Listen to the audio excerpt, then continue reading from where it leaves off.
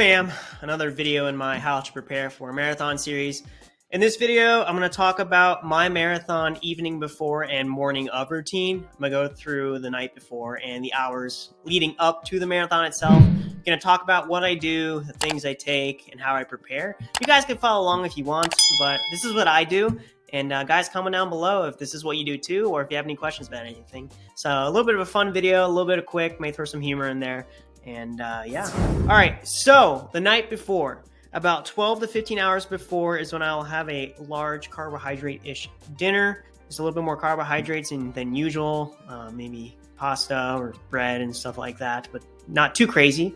Don't want to overload and feel bloated and crappy the next day or have to stop at a porta potty or be stuck in the porta potty when the race gun goes off. We don't want that. Or you can just wear a diaper. I also like to lay out my marathon gear the night before to make sure, I got my bib number put on perfectly. My gel is ready to go. The gel is already pocketed into the pockets of the shorts. I'm going to wear the 2020 Aeroswift shorts. They have 4 pockets, which I can fit 4 Morton gels in them. Is it Martin or Morton? Comment down below. I also want to make sure that my laces on the shoe I decide to actually race in are loose enough, so I'm not like, trying to loosen it up. I want to keep stress levels and anxiety as low as possible. Make sure I got all my warm-up gear, arm sleeves just in case if it's cold, gloves just in case if it's cold, extra pair of socks for whatever reason, extra pair of shorts for whatever reason, just in case if you have to use the bathroom in your shorts, extra jersey for whatever reason, and then food for after to recover. And then 1 to 2 hours before bed, I like to take an ice bath, which is completely optional. If you guys don't, then don't. But what it does is that it helps increase muscle tension. I made a video on this topic, link up in the cards, somewhere up there. But basically, the coldness itself just increases tension on the muscles. Now, for the marathon, you don't need too much muscle tension compared to like lower distance events. But it's a plus, and it helps mask pain as well if you're feeling like you got something bugging you. So ice bath may be something you could do. And then bedtime. So maybe some of you guys know this, but sleep doesn't really matter the night before. You're probably not going to get a lot of sleep anyway. You're going to be too antsy, maybe too excited. Maybe you're too full from what you ate, a couple hours ago.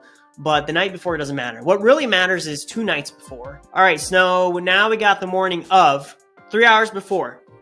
Wake up at 4:30 a.m. with a gradual alarm clock with the backup. So gradual alarm clock, most phones, I think, or maybe you have something else that has an alarm clock, have settings where you can it's like a gradual rise. I think it is actually called gradual rise. So you don't get that like loud, I got to get out of bed right now, raise the stress hormones as much as possible, and then make you feel antsy and have a high heart rate by the time you get to the start line.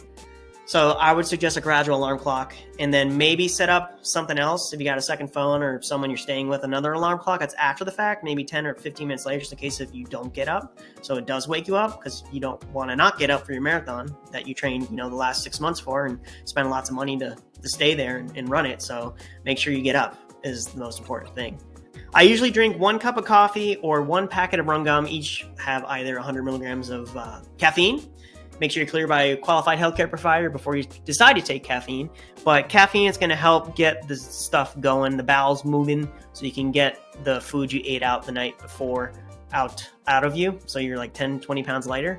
Jokes aside, just try to get whatever you do. Walk around a little bit, drink some water, some fluid, just to get the bowels moving, because you got to get that stuff out of you, because you don't want it coming out of you during the race.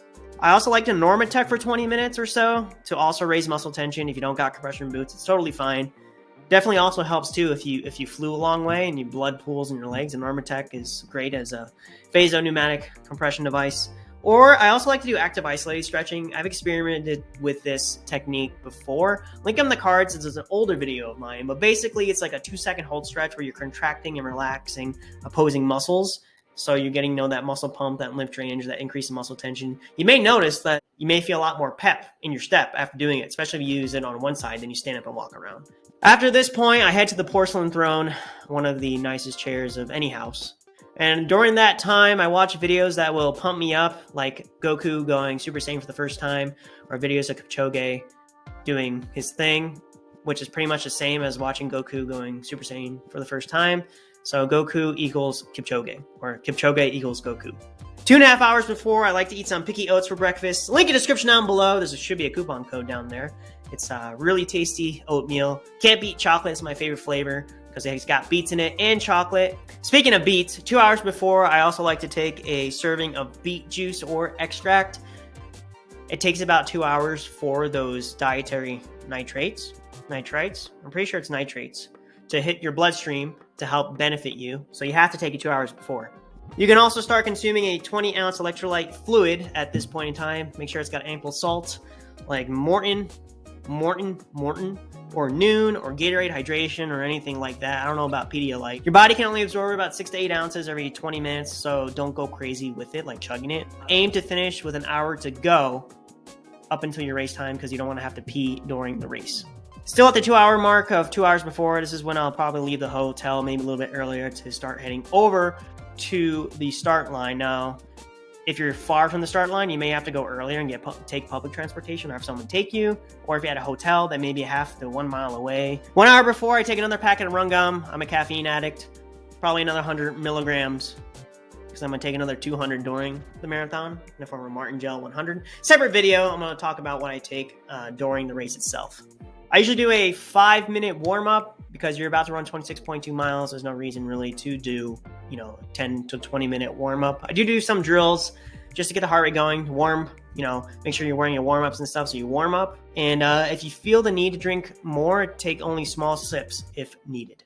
20 to 25 minutes before you start to realize that this is getting real, I take one Martin Gel 100 right at the start, or 20 minutes before. Obviously, you want to take it before you get in the corral, because you don't want to litter. At this point, I also do strides before I step into the corral, because you're not going to be able to. Frog jumps, which help increase muscle tension. They're kind of like the deep bounding jumps. I do about 3. And then skips to also help raise muscle tension and help those muscles fire. At this point, I head into the corral. I step into my corral. I toe the line, although I may be like back a little bit. So an imaginary line. And I get my head into the game, say a couple things to yourself that motivate you, who you run for, why you run. One time, one guy said to me, one time at a race, a person yelled out next to me, "It's time to suffer, boys." And it is, it's time to suffer. We must suffer to succeed. And it's a part of the process. It's what makes us runners. It's what makes us crazy. And it's what makes us do what we love to do again and again, regardless of how much it hurts. So you guys are ready. Tell yourself you're ready to kick butt, ready to run 26.2, ready to run a PR, and ready to have a beer or whatever drink of your choice at the finish line. If you guys like this video, smash that like button. It really helps the channel. Like, share, comment, subscribe. Hit the notification bell when I post my next video. Catch you guys next time. Peace.